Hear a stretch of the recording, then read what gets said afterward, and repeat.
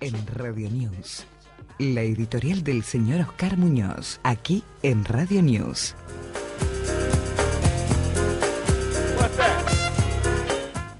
A ver, si uno piensa con respecto a las resoluciones últimas que ha tenido el gobierno de la provincia, el tema de aplicar el presentismo encubierto o fraccionar el pago del aguinaldo a lo que ellos consideran que los deben premiar, dejando de lado a los viejos jubilados, pero pagándole, por ejemplo, a todos los docentes, a todo el 591, a la policía y a algunos otros gremios. Entonces, uno dice, ¿lo hacen elaborado o les sale? Yo creo que el gobierno de Ley Frente para la Victoria en Santa Cruz ha fracasado en todo, sin temor a equivocarme. No obstante, a veces me pregunto si los políticos,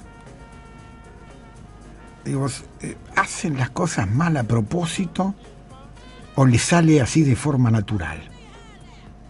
Como si no faltaran motivos de confrontación social en Santa Cruz, el vicegobernador, en las últimas horas, se dio el lujo de hacer declaraciones en unidades básicas encubiertas para que después la cadena de la alegría y el ánimo rentado y los rufianes que lo hacen por dinero reproduzcan declaraciones como para sumar más irritación al ciudadano de a pie, que ya cada vez toma más nota que lo toman por bobo, despreciando su inteligencia. Y esto ocurre por muchos integrantes del Frente para la Victoria que están en el gobierno. Ellos todavía piensan que arreglan todo con un pan dulce, una sidra o algún dinero o sobres o limosnas en negro. Según dicen que dijo el vicegobernador González en forma textual, esta frase: en Santa Cruz no vamos a pedir permiso a nadie. Pasamos 3 años difíciles y lo hicimos con dignidad. Hoy nos damos el lujo de no tener que pedir permiso. Justificaron en la cadena de la alegría y el ánimo rentada que estaba haciendo una revisión, el vicegobernador, del año 2015 a la actualidad, algo así como un balance. Al parecer, las internas dentro de Ley Frente para la Victoria están más que tensas. Y que las frases que empleó el vicegobernador en realidad son un verdadero acto fallido del vicegobernador, porque usó la despedida de fin de año con algunos militantes para dejar un mensaje que no está muy cómodo con los delfines y los candidatos que está disponiendo Cristina Fernández, porque en la frase en la que se despidió muestra con anticipación, ya que algunos están mostrando los dientes porque no quieren perder el poder. La frase del vicegobernador de Santa Cruz deja en claro que la guerra recién empieza. Comentan que explicó en forma textual: el proyecto me va a encontrar donde tenga que estar, pero lo que no voy a hacer nunca es criticar a un compañero como hacen algunos.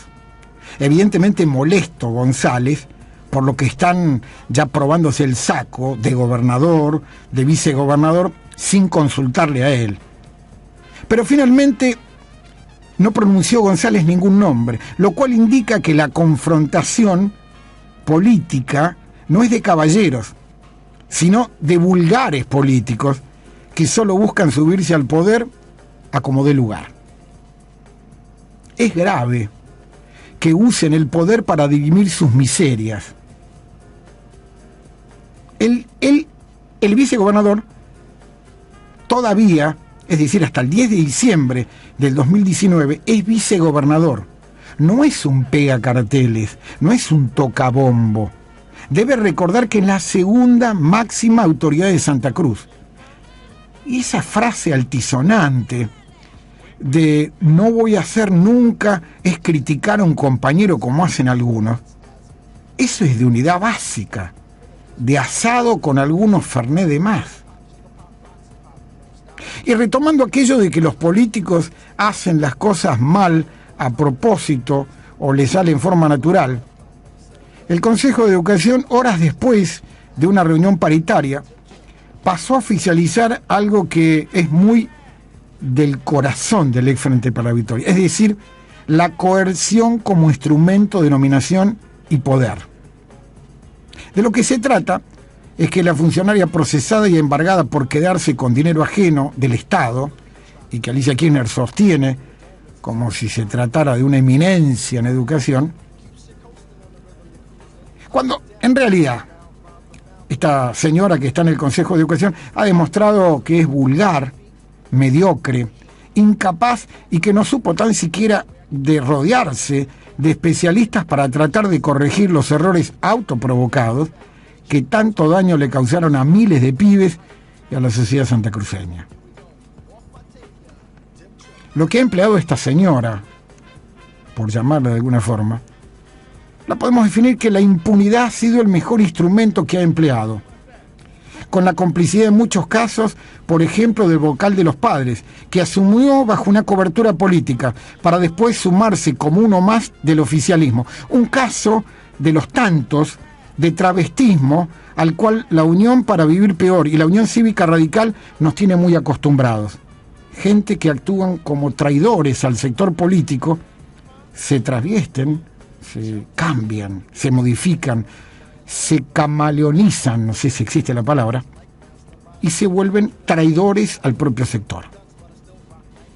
Si bien hay que lograr el máximo rendimiento de los maestros, los docentes, los profesores, las ausencias, las carpetas, las licencias, son en muchos casos abusivas, como en todos los trabajos, y que deben ser adaptadas a los tiempos que corren, no por ello se puede usar como extorsión política cuando el Estado que administra Alicia Kirchner paga los sueldos en forma de goteo, desdoblado, en forma errática y totalmente arbitraria. La resolución del Consejo de Educación conlleva en el fondo suprimir el paro, la retención de servicios o la asistencia a los lugares de trabajo sin desempeñar tareas, todas formas amparadas en nuestra Constitución Nacional. Claro, que bien se sabe que el Frente para la Victoria ignora y no respeta, no le importa ni la Constitución Provincial ni la Nacional. Pero la Constitución Nacional es el único resguardo que posee el empleado ante el atropello del Estado provincial o nacional. Por tanto, si se pretendía delimitar la protesta, en primer lugar debería el Estado provincial, es decir, Alicia Kirchner, cumplir con todas sus obligaciones salariales, cosa que nunca cumplió, y luego, muy después de todo, discutir en conjunto cómo se puede lograr una mejora en el sistema educativo. Pero indudablemente, la mejora del sistema educativo tiene solo una solución: echar a patadas por inútil a quien conduce y luego reemplazar a las abuelas jubiladas monotributistas y a los aprendices de pedagogía educativa a que se retiren y dejen el lugar a idóneos o gente con ganas de mejorar el paupérrimo sistema educativo santacruceño. Casi te diría solución sine qua non. Lo que logró Alicia Kirchner y la supuesta responsable del área educativa es un nuevo paro y tal vez más días de paro. No se tomarán exámenes, los pibes volverán a embromarse y el inicio del 2019 ya, podríamos decir, está condicionado con un pésimo humor social. Me pregunto, ¿lo hacen a propósito o les sale naturalmente todo mal sin esforzarse? Podemos decir sin temor a cometer un error que gracias al gobierno nacional de Cambiemos y a la inefable bondad política del presidente Macri, las jurisdicciones con déficit fiscal pasaron de 21 provincias en la era más cercana, del 2017, a solo 4 en el 2018. Y digo gracias a Macri porque nunca antes en ninguno de los gobiernos de Cristina Fernández se dignó a regularizar la coparticipación de las provincias. Lo dicen los propios peronistas, que no es poco como testimonio. Existen provincias con resultado financiero neutro o negativo, pero que aplican una proporción importante de su presupuesto a la inversión. Caso de Córdoba y, con el impulso del gobierno nacional, Santa Cruz. Aquellas que con una situación financiera similar, pero con un bajo volumen de inversiones, caso provincia de Buenos Aires, Entre Ríos y Chubut, y también teniendo una situación financiera, por ejemplo, más holgada, dedican fondos importantes a la obra pública: San Juan, Santiago del Estero y Ciudad de Buenos Aires. Pero Santa Cruz no entra dentro de ese punto destacado. porque la inversión no se ve.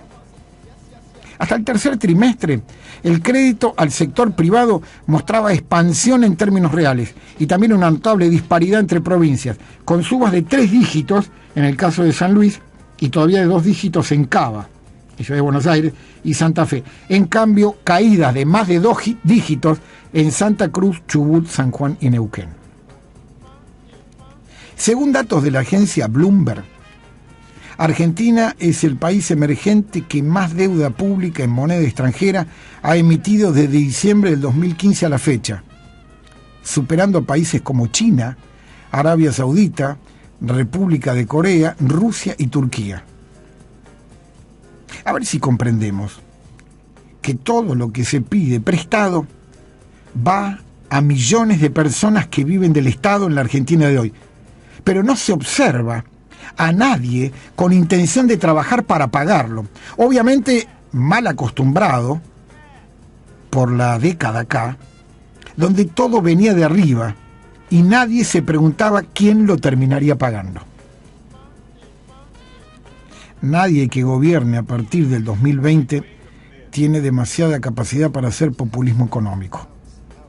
Partiendo de los niveles de gasto público y de endeudamiento que tenemos, y con la errática sociedad argentina, realmente hay muy poco margen. Lo que sí se visualiza es que en mitad de una campaña va a haber demanda de populismo y seguramente, como se preanuncia, desde ya va a haber oferta de populismo. Entonces el problema no es qué va a pasar en el 2020. El problema es qué pasará con la economía frente a los resultados de las encuestas, si es que se cumplen.